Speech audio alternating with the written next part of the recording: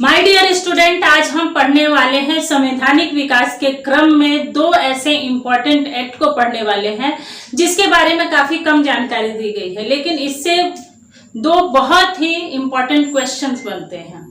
तो हमने पिछले एक्ट में पढ़ा था 1861 का भारत परिषद अधिनियम। इसके बाद जो अधिनियम आता है वो 1892 का भारत परिषद अधिनियम आता है, लेकिन इसके बीच में दो छोटे छोटे एक्ट आते हैं, उनके बारे में आज हम डिस्कस करेंगे क्योंकि इससे बहुत इंपॉर्टेंट क्वेश्चन बनता है। जैसे ईस्ट इंडिया कंपनी को कब भंग कर दिया गया, किस एक्ट के तहत भंग किया गया, तो यहाँ पे इन क्वेश्चंस के आंसर आपको मिलेंगे। हमने पीछे के एक्ट में पढ़ा कि ब्रिटिश ईस्ट इंडिया कंपनी को 20-20 साल के लिए चार्टर्ड एक्ट के द्वारा बढ़ाया जा रहा था, लेकिन फाइनली 1857 की क्रांति होने के बाद 1858 में ब्रिटिश ताज का शासन आ जाता है, लेकिन वहां कंपनी को जो है वो पूर्ण रूप से समाप्त नहीं किया जाता है। इस एक्ट में क्या होता है कि 1873 का जो अधिनियम आता है इसमें यह स्पष्ट कर दिया जाता है कि ब्रिटिश ईस्ट इंडिया कंपनी को अब कभी भी भंग कर दिया जाएगा।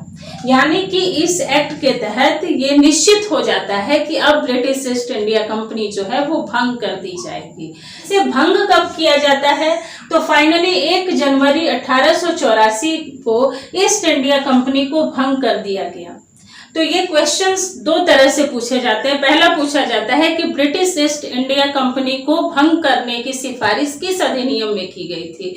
तो इसका जो अधिनियम होगा वो 1873 का अधिनियम होगा, लेकिन कब भंग किया गया, तो डेट जब पूछी जाएगी तब 1 जनवरी 1884 इसका सही आंसर होगा।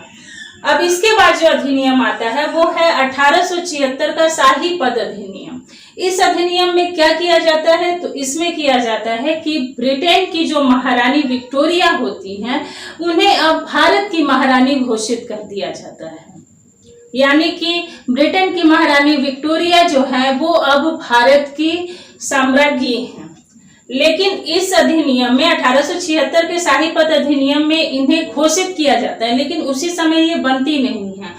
ये बनती कब है, तो दिल्ली दरबार का आयोजन किया जाता है और 1 जनवरी 1877 को दिल्ली दरबार में सार्वजनिक रूप से यह घोषणा की जाती है कि अब भारत की साम्राज्ञी जो होंगी, भारत की महारानी जो होंगी, वो ब्रिटेन की महारानी विक्टोरिया होंगी।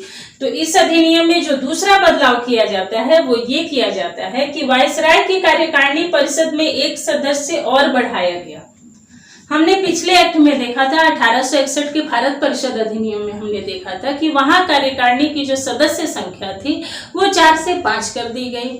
4 से 5 करने के बाद जब 1876 का शाही पद अधिनियम आता है तो इसमें एक और सदस्य संख्या बढ़ा दी जाती है। यानी कि अब कार्यकारिणी में कितने स्कूल सदस्य होंगे, तो 6 सदस्य होंगे और एक होगा वायसराय। तो इसमें जो सदस्य की नियुक्ति होगी उसे जो विभाग दिया गया या वो विभाग था लोक कल्याण विभाग। तो ये दो इम्पोर्टेंट अधिनियम थे, जो 1873 का अधिनियम और 1876 का शाही पद अधिनियम। इसके बाद हम पढ़ेंगे 1892 का भारत परिषद अधिनियम। तो आपको मेरा आज का वीडियो कैसा लगा, आप मुझे कमेंट करके जरूर बताएं। आप मेरे वीडियो को लाइक करें, शेयर करें, सब्सक्राइब करें मेरे चैनल को। धन्यवाद। जय हिंद, जय भारत।